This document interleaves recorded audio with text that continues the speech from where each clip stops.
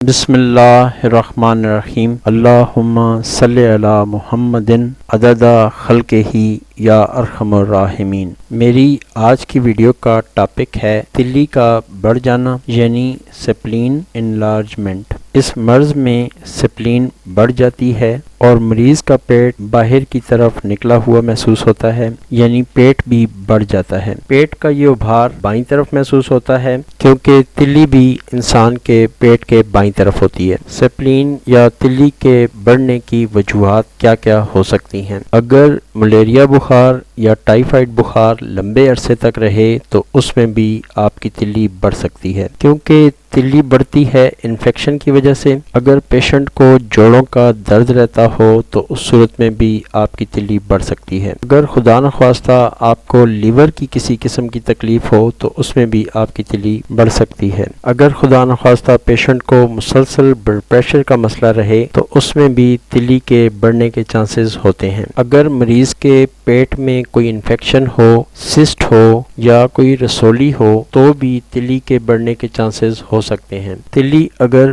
بڑی ہوئی ہو تو مریض کا ہاضمہ خراب ہو سکتا ہے، مریض کے منہ کا ذائقہ پھیکا ہو سکتا ہے، مریض کے فیس کی لک ایسے آتی ہے جیسے کہ وہ یرکان کا پیشنٹ ہو، چہرہ اس کا یعنی فیس اس کا اداس لگتا ہے، اس کے فیس پہ سے رونق ختم ہو جاتی ہے، کیونکہ تلی کے بڑھ جانے سے ہیموگلوبن میں کمی آ جاتی ہے۔ اور یہ بھی یاد رکھیں کہ جس پیشنٹ کی تلی بڑی ہوئی ہو اس کا ہیموگلوبن کبھی بھی نہیں بڑھتا۔ ابھی آپ کو بتاؤں گا بڑی ہوئی تلی کے لیے کچھ ہومیوپیتھک میڈیسنز، اور پھر لاسٹ میں بتاؤں گا آپ کو وہ نسخہ جو میں اپنے کلینک میں یوز کرتا ہوں اور اس نسخے کے الحمدللہ بیسٹ ریزلٹس آتے ہیں۔ تلی کے بڑھ جانے کے لیے ہومیوپیتھک کی جو فرسٹ میڈیسن آپ کو بتاؤں گا وہ ہے نیٹرم میور۔ یہ لینی ہے 30 پوٹینسی میں۔ نیٹرم میور کی علامات یا سمٹمز یہ ہیں کہ تلی بڑی ہوئی ہو اور تلی پر چبھندار قسم کی دردیں بھی ہوں۔ اگر پیشنٹ کمزور ہو اور ساتھ میں پیشنٹ کو ملیریا بخار بھی ہو تو نیٹرم میور 30 دن میں 3 بار یوز کریں، انشاءاللہ اس سے تمام مسائل حل ہو جائیں گے۔ نیکسٹ میڈیسن ہے چائنا 30۔